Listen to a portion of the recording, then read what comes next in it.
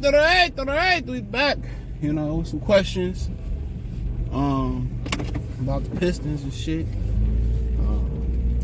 You know, should they bring some of these dudes like Beasley, Tim Hardaway Jr. back?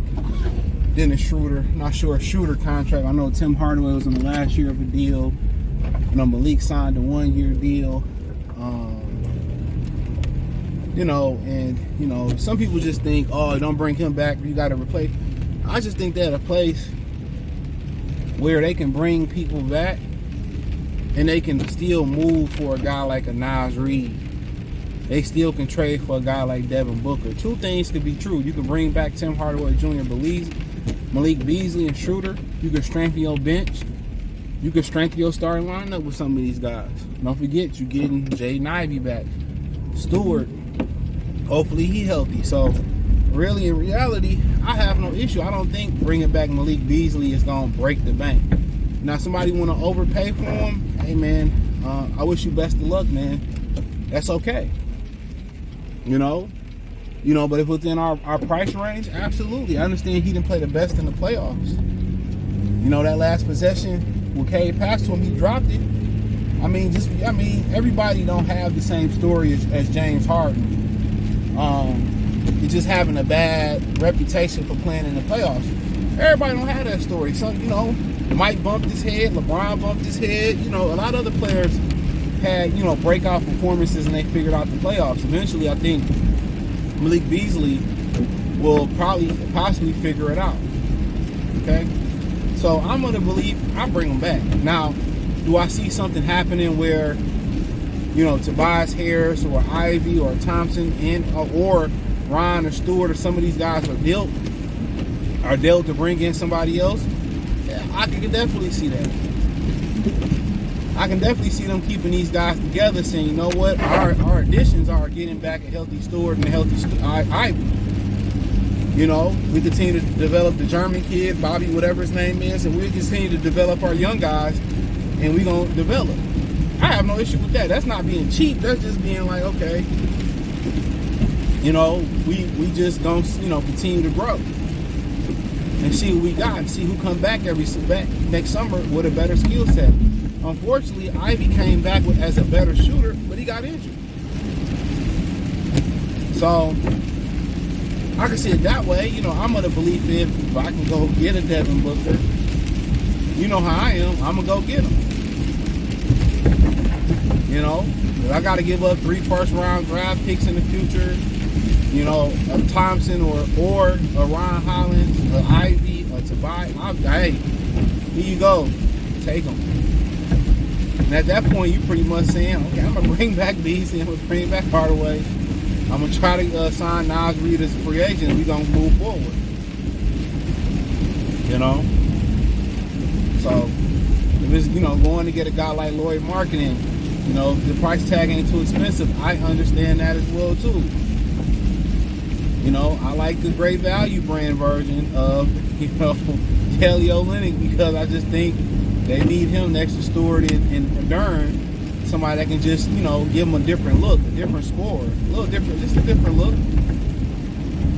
Big fella that can stretch it out a little bit, move his feet, pick and roll, pick and pop, stretch the floor a little bit, tickle the twine. I don't eat swine. Bars. I don't know. But yeah, that's just how I look at it. But yeah, I don't have a problem. I bring those guys back, man, no question. As long as it ain't, you know, too expensive, which I don't think it's going to be a bidding war for a shooter. I don't think it's going to be a bidding war for Tim Hardaway Jr. For Malik Beasley, it might get there for him. But I think, you know, those guys, it's common sense. You bring those guys back into the fold, and you continue to build around them. The camaraderie is strong. If you know, deal some guys and you bring in a book, or you bring in somebody like a Kelly Olynyk, or you bring in somebody like this, don't forget, you also banking on development. You're banking on Sasser getting it, hopefully at some point. The Bobby kid getting better. You focus on Asar and Ryan becoming better offensive players. You know, you focus on maybe, you know, the injury for Ivy was a blessing in disguise. Maybe it shows him how to harness his speed a little bit more, slow down a little bit, and play under control. You know?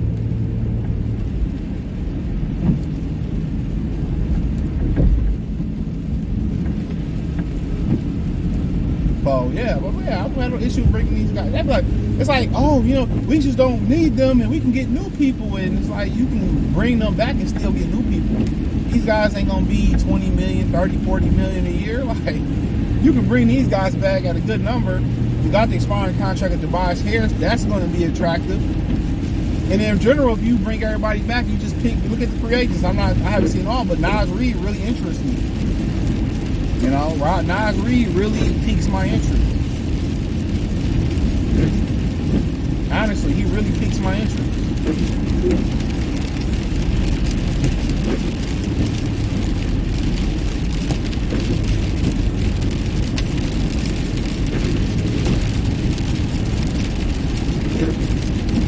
So, yeah, he really piques my interest. So, but yeah, I don't have no issue. I think it make a lot of sense. Now, if you're getting out there and guys trying to get, you know, career high paydays, man, I get it. But I don't think that's going to be the case. Maybe Beasley might be that guy, being second in the NBA for three-point shooting, but you know, if he get his money, hey, he got to go where he get his money at. I'm not mad at it. But for the most part, most of them guys, I'm just adding to what we got. It may be some subtractions while we add, but you know, but they do need additional score. They can just say, hey, we can go with Ivy, and nobody will bat an eye. Nobody bats an eye. But go out there and get a Devin Booker. I'm pretty sure them season tickets gonna be gone, bro. I share them membership tickets gonna be gone. That's a fact. That's a fucking fact. We all know it. The city gonna be two-turned. You know, even if they was to get a Zion, I'm gonna talk about this mock Zion trade that they got out here. Even if they was to get a guy like Zion, you know, the city gonna be turned. Just look at the NBA, the NFL draft. You know, a lot of people saying they didn't get a pass rusher. They get this kid out of Boise State. I don't know his name. First Egyptian-born player to play in the league, right? And you know, people, you know what they do. They big him. Oh, he's the sleeper of the draft. He's the best defensive end in the draft, and because he's well spoken, and it don't mean shit. If he was that good, he'd be going in the first round. My point of saying this is, Detroit fans will hype up anything. They draft a bag of shit. Oh man, this shit gonna be the shit, man. I'm telling you, it's gonna change the way we look at basketball. You know, they can hype up anything. So, yeah, I'm bringing back all those guys. To be honest with you, you know, see what we got, man. But hey, let me know what you think. Thumbs up the video, share the video, subscribe to the channel. Next subscribe button is the bell icon button. Hit all notifications, increase your chance to notifications. Hit the link in the description. Follow me on X, Instagram, Spotify, Anchor, Cash App, Venmo, PayPal. Appreciate the love and support. Peace.